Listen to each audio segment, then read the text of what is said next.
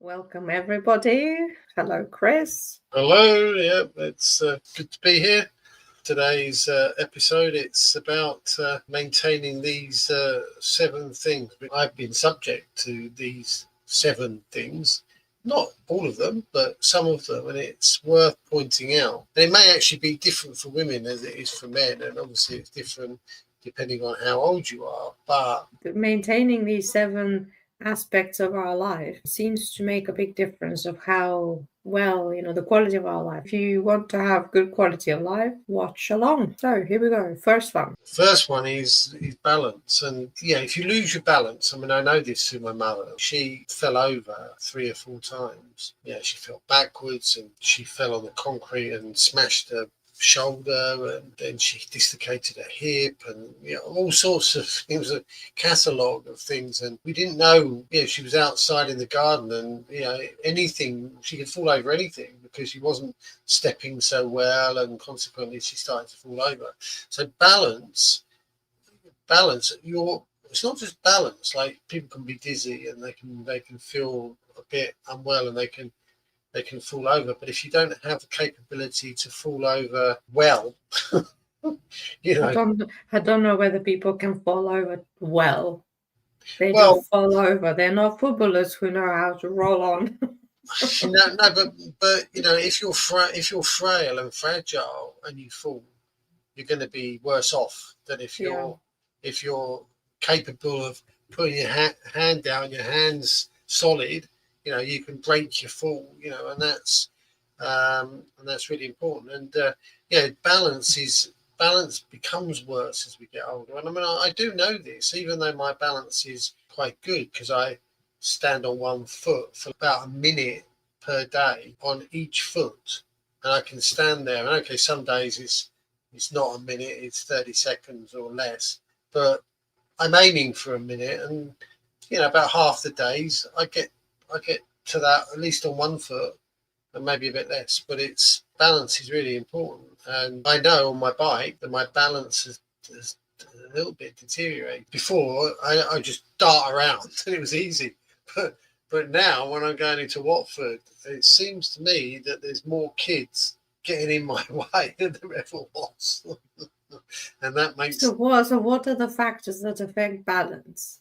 I know that for women, when they start to reach a certain age, that happened to me, so hormones change. And in my case, I was falling over not because I was dizzy or anything. It was because I wanted to be over there as quickly as I used to. And somehow I didn't realize that in my way to go from here to there were obstacles.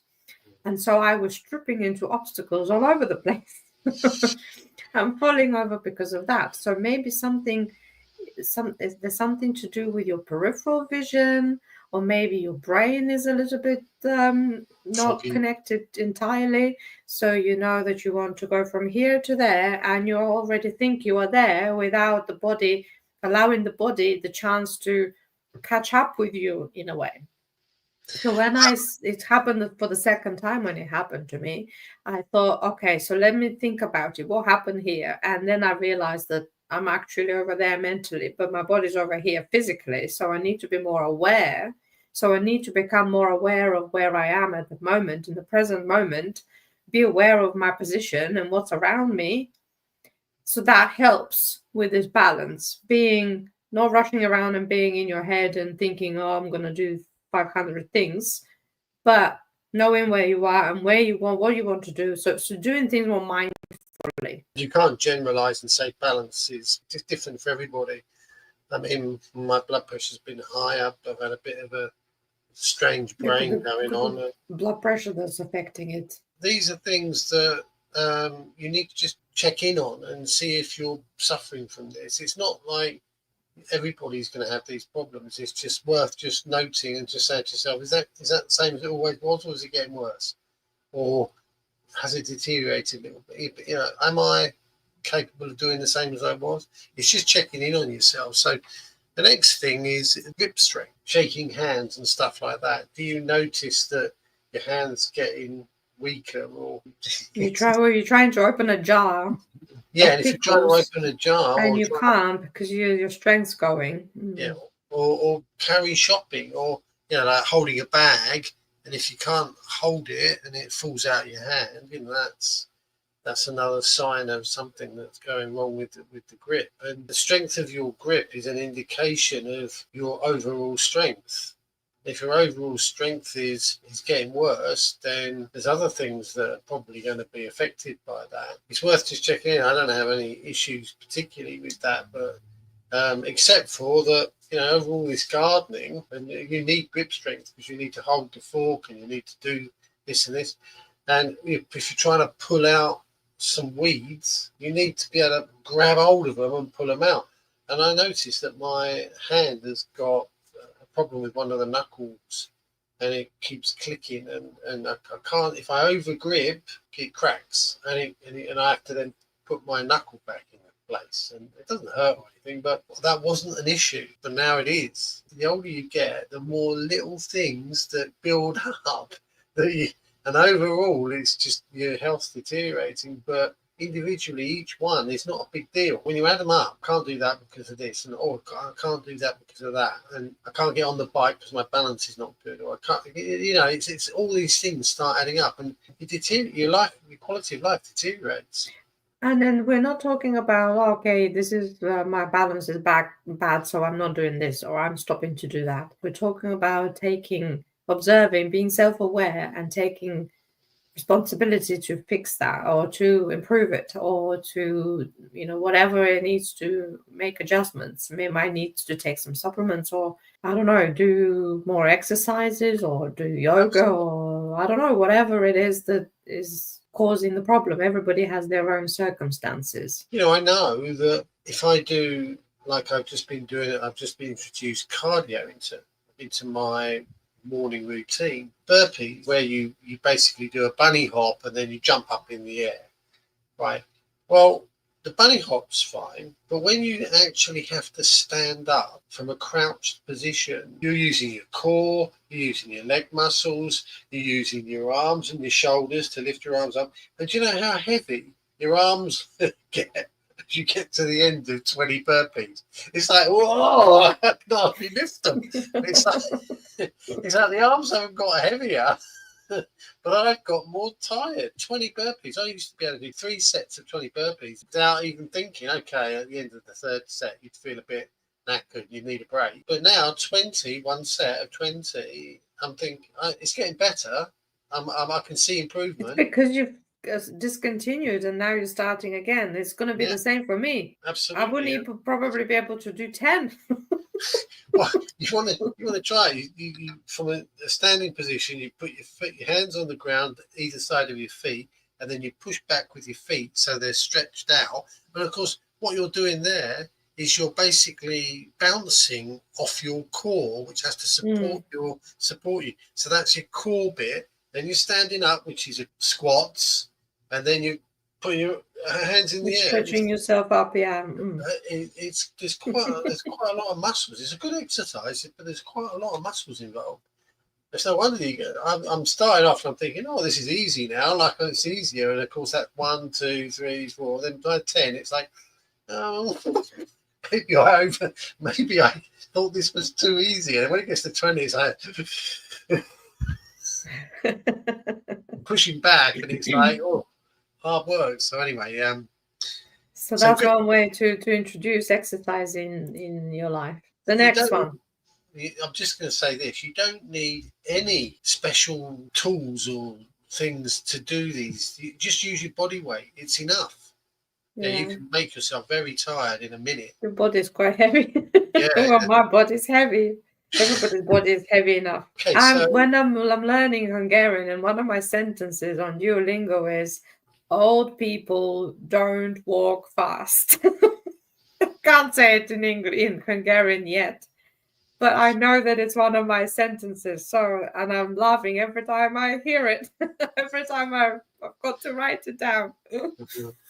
If your walking is slowing down and you're not, it could be respiratory, it could be muscle joints, it could be and of course balance or grip. Exactly, but of course Yeah. it could be, like with me, I've developed some kind of groin pain, which could be arthritis or whatever. It could be any of these types of things. Like on the normal page with the doctor, it would be, oh, you've got some arthritis. And not wishing to go down that road, whether it's voluntary or otherwise, but I've noticed there was two things really. My walking got worse when had my blood pressure high. I was sort of stumbling a bit, and then I also noticed that my walking was being affected by my groin issue. It made my walking a bit uncomfortable and not always painful, but a little bit uncomfortable. I had to be wary of it.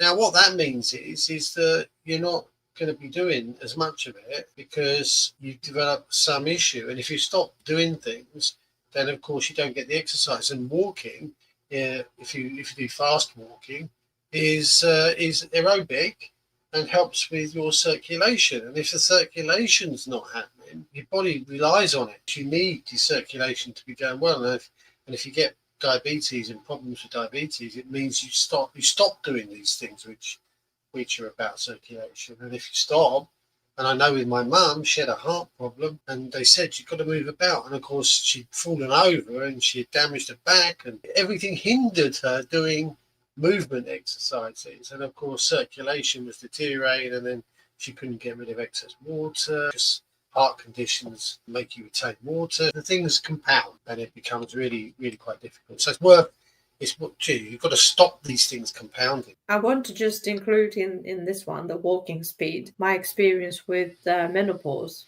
I didn't know that menopause can have a symptom of painful joints. And we're talking here not painful joints in my hands and fingers. They weren't affected in the least. It was my legs that were affected. It coincided with the time when we were digging the allotment. And I thought it was because of all the digging that my hips were hurting like hell. And I was constantly in pain, and my walking was affected. And then after that, the pain went into my knees, and we were still digging. Well, obviously, we've had the allotment for a while, and it took some time to dig it all over and make it into a proper garden. But then the knees were in trouble, so I couldn't walk again because my knees were hurting so badly. And then eventually the pain went from the hips down to the knees and then down to the ankles. And then I was stomping along. I couldn't walk properly because I couldn't move my ankles. And if you try to walk without lifting or moving your ankles, you'll know that you're walking like you're walking on stilts, and it's painful as well. And then you can't walk fast. You can only walk as fast as your pain. So I'm so glad that eventually it went away. But some women, I think they spend their life with this pain. I didn't know that this is a menopause symptom, because everybody says, oh, menopause is hot flushes. Well, I had few of those and I had a lot of pain. So there you go. But that could affect your speed of walking, and it's not very nice. I don't think that there's enough known about menopause, and it's not diagnosed as effectively as it could be. But a lot of women probably go through what you went through and think, what's the matter with me? What on earth's going on? Am I suffering from joint problems already at my age, and start taking drugs and stuff? Well, sometimes I would just wake up with these pains, and I thought it was because my muscles were tired from all the digging. Anyway, enough on that. Next one. Yeah, the next one is sleep. I think, you don't appreciate this enough until you can't sleep. And I think my mum had a lot of problems with sleep. And men, my age, we have problems with, because we need to go to the toilet, because things get a bit more loose at this age, and you can't retain so much water without having to go to the toilet. There's other reasons as well, but if you wake up constantly at night to go to relieve yourself, then you've got to get back to sleep. And sometimes it's dead easy. And sometimes you start thinking about something that's bothering you, and this is where it links in with stress. And suddenly you're up for 2 hours, 3 hours, and then you wake up in the morning, or you basically don't wake up anymore because you didn't go back to sleep. And like it's morning already, and then you're worried about the morning, and it's like, I'm not going to have enough sleep, and you're worried about that. And then the whole thing turns into a nightmare. And of course, then you get more stressed because you're tired. And the whole thing is wrapped up in one great big problem. So sleep is really important. And, one of the things I've learned is that actually eating and drinking after 7, if you eat late, then your body wants to go for a pee in the night. So if you start eating before 7 and drinking your last drink at 7, then the chances are that you're giving yourself a fighting opportunity to have a good night's sleep. Even if you do get up, hopefully it's short-lived and you go back to sleep. I remember my mum saying very often that, oh, I slept all through the night last night, I had a really good night's sleep. And I thought, well, what's that? Well, what's the big deal? You only know that you've lost something when you do. You know Yeah, how precious it is when you've lost it. yeah. But sleep is so important because sleep is when your body repairs everything. And if you're not getting a full night's sleep, then it's not repairing, is it? You're not helping yourself because you're not sleeping. And I'm not sure about sleeping tablets. I've never had them, but I'm not sure whether No. those, Wow. So finding ways to improve your night's sleep, it's really worth it. Yeah, there is in Germanic New Medicine, which people can go and research for themselves. There is a reason why we wake up in the night. They explain that in Germanic New Medicine with the fact that if you keep waking at, let's say, 4 or 3 o'clock in the morning, not because you need to go to the toilet, but because you just do, it's because you need to figure out some stress, some conflict that's going on in the brain and in the whole body, and it gives you more awake time to be able to resolve the conflict, come to some resolution, and heal the organ and the brain and the whole body. So if you find yourself waking up in the middle of the night and you're feeling cold and you are stressed and you're worried and you are panicking about things, even if without the extreme emotion, it's time to think about what is it that's actually making me wake up. What is it that I've got to resolve? Is there some stressor that needs resolving, and what can I do to fix that or to come to some kind of a resolution? It might be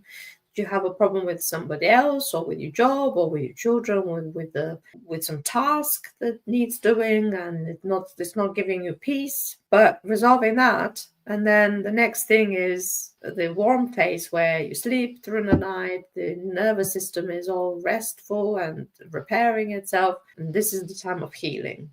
There is a lot more to it than I'm sharing here, but this is in a nutshell. So if you're waking up in the night, there is an active conflict that needs resolving, and then it will be followed by the healing and the resolution. We're just sharing this thing because these are things that are really going on at the moment. Certainly with me, it's just noticing. If you don't notice the things, you can't do anything about it. It's like the first step is to notice there's a difference. If you don't notice it and it's just slowly happening, it's very easy to miss it. Oh yeah, this is how I am now. It's my age, and they Right? give up instead Yeah, of taking the responsibility of going back to how it used to be. Why it's would like it have to be like that? Because I was just my age. No, I don't take that. despite this blood pressure, I'm not accepting the fact that I've got to take pills for the rest of my life. Why is my blood pressure high? And then trying to do something about it. I mean, I've been on a cycle ride. My blood pressure was up like 135 or something. I go on a cycle ride and I come back and it's 114 or 112. Wow. Well, is there any point? It seems like it's counterintuitive because you've got the The heart rate. a cardio should be going up, but it's actually going down. Yeah, so it's interesting, and you learn a lot about yourself because your body's different to somebody else's. What's happening for you? What's your situation? It's no good going to the doctor because they'll just tell you about everybody else's. I'm not They'll give you interested a in everybody. pill. Yeah. Yeah, I'm interested in what my body's up to, and that's up to. They're not going to analyze it. No one's going to analyze it. You've got to do this work, and if you don't do it, okay, then you just slip into the same category as everybody else, like getting old and doing it. But why should you? But it's hard work. It is hard work. You've got to do the exercise, do the food analysis, and we're coming on to that. But yeah, so I'm coming. It's a good introduction actually. Eating and nutrition. Yeah. The next one, you've got to find out what your body likes. So you can go by what are the foods that have got the right nutrients and things in the enzymes and stuff that are needed. well, your body might not need what somebody else needs. So recommended daily doses. I mean, recommended to what, for what? Who? Yeah, we have an example. So Chris's blood pressure is high, my blood pressure is low. I am invited to have more, what was it? Sodium salt, because Yeah. I also have cramps. And in his case, it's the other way around. So he needs to have more potassium. I have to have less potassium. So if I take the potassium-rich supplement, my blood pressure goes even lower. But if someone else takes it, they feel great. These things, it's different for different people. This is like my dad. He used to have to take salt tablets, which is the big no-no.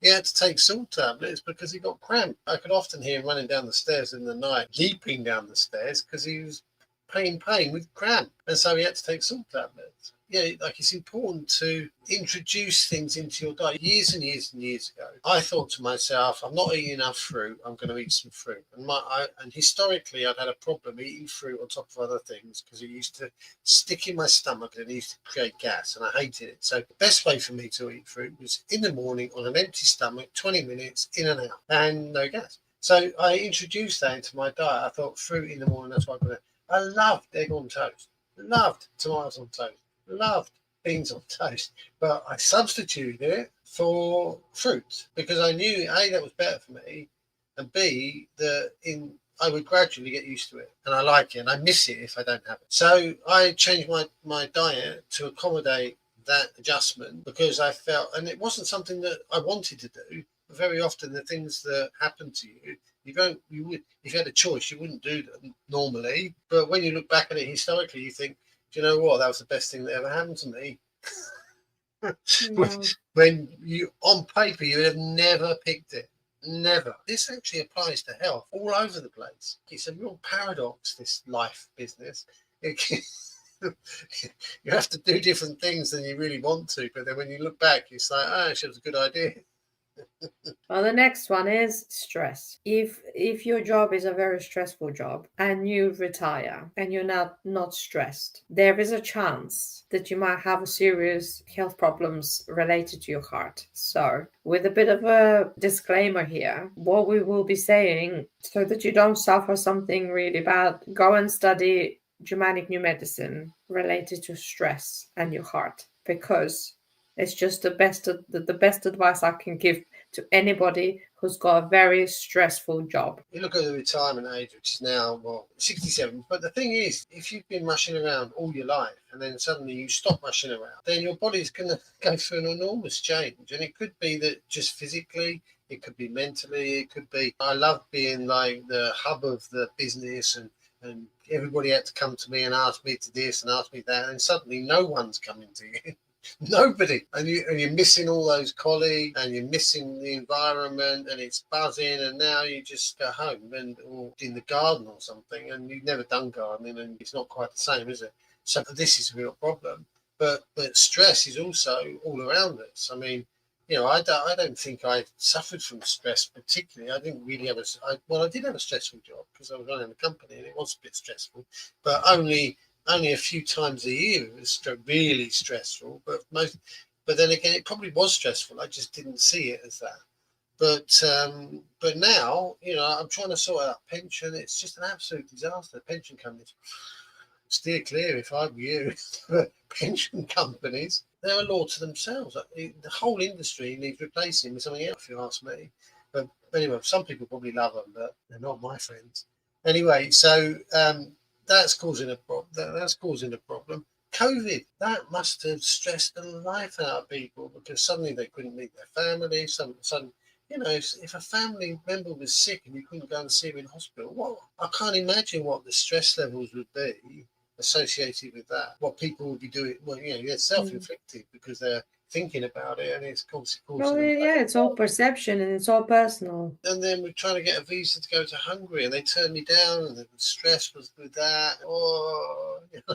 So it's no wonder, really, my blood pressure's high. And you've got Bitcoin going up and down like a yo-yo, and that's not exactly easy either. so we can talk about that another day. But so there is a lot of stress.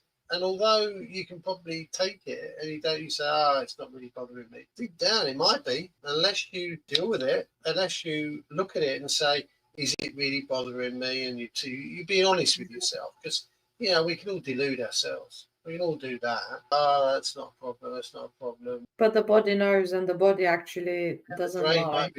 might be telling itself another story. Yeah, In might be some, lying to yourself. like And then the last one is we're connection. talking about COVID and connection, how we were all isolated. Yeah, connection is so important, isn't it? You ring your friends, you do this, you do that, you go see them. When we were isolated from the tribe, that meant in the antiquity, it meant death because you didn't have the support system behind you. You didn't have friends to help you hunt, and you were just destitute. Connection, very, very important. And COVID just crushed it for everybody except those who were not following the mantra of what was being prescribed for us all. Those people probably survived a little bit better than the rest of us, but not having this connection is vital. The limbic system thrives on it, what other people are up to and stuff like this. So it really is probably one of the most important things. We feel much better if we've got people that we know care about us or whatever around us. Without that, it's a real disaster. There was the study of the 100-year-old and more people to pockets of the population where more people lived more than 100 years, and they were all into these, like in the old Japanese villages where they're all part of the community, and the old people are part of the community, and they're respected and taken care of. And some places in Italy, I think there were these little pockets. Yeah. Where they had the good food, but also the connection of their younger ones, their friends. They were all gathered very, very frequently to have their celebrations together and to share food and music and dancing and whatever. Connection is what made these people live longer and a happier and a healthier life. It may have taken a much, much bigger toll on us than we thought. The stories that are out there, they're saying COVID, what it did in terms of physically kill people is just microscopic in terms of what it did mentally to people. Well, you can't see it because it's invisible, but it's worth thinking about. Did I really survive this properly? This episode, it's really saying these things are all things we know about. They're probably on the list of everybody that these things need looking at, but you don't look at them. You know they exist, and then you wonder later on what happened. Well, it's worth checking in on yourself. And like I've just had a bit of a wake up call. These things have happened. I'm looking internally and saying, okay, why did it happen? Why has this happened? And my body's saying, look, hang on, you need to have a go at this stuff because I'm going to let you know that I'm going to nudge you by letting you down. Not letting you down, but it's really just... It's not letting you down, it's the body's changing because you're changing, and there's nothing that happens by accident or nature making a mistake, freaking out or something like that. No, it happens because it needs to be resolved. Something is just a knocking on the door. So, but let us know how you manage all of these things, or maybe there is another aspect that we didn't cover. What do you think is an important element to our health? Let us know in the comments, and subscribe and hit the bell so you're notified when we post the next one, which will be number 6. We don't know what it will be yet, but you will find out soon. There's definitely things that loads more to this than we've covered, but check in on yourself and just have a look because there might be something going on that you just pushed under the carpet. Right. Thank you for watching. Bye. Bye for now.